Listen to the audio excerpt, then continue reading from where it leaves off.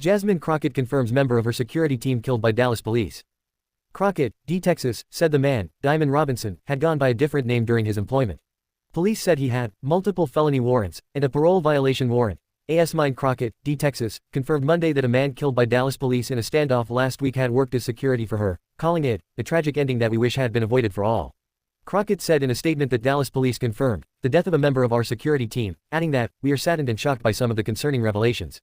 Police said at a news conference after the shooting of Diamond Robinson, 39, that he had multiple felony warrants and a parole violation warrant.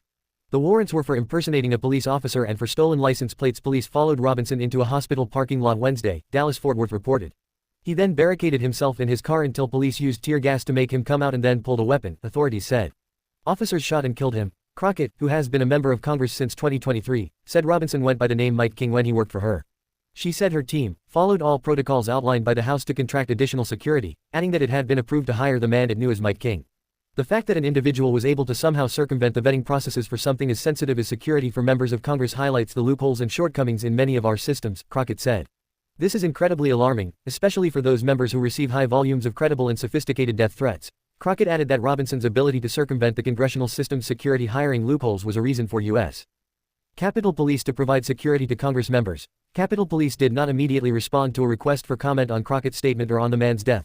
Crockett said the description of Robinson's past doesn't fit with the person we came to know as Mike King. The man we knew showed up with respect, care, and commitment to protecting others, Crockett said in a post on X that included her statement. We are praying for the friends and family of the man that we knew as Mike King. Mike had been in and around our team for years. There was never any reason to suspect that he wasn't who he held himself out to be, she said in her statement. We are praying for the friends and family of the man that we knew as Mike King. Mike had been in and around our team for years. There was never any reason to suspect that he wasn't who he held himself out to be, she said in her statement.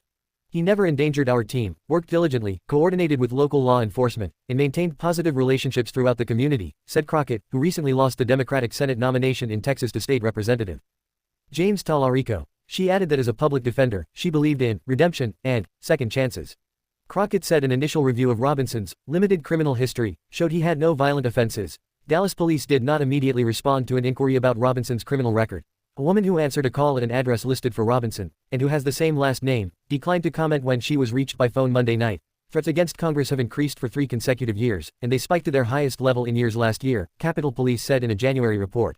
They investigated nearly 15,000 cases last year. Capitol Police primarily patrol Capitol grounds and investigate threats against lawmakers. Members of Congress usually coordinate with state and local police, as well as personal security, when they're not in Washington.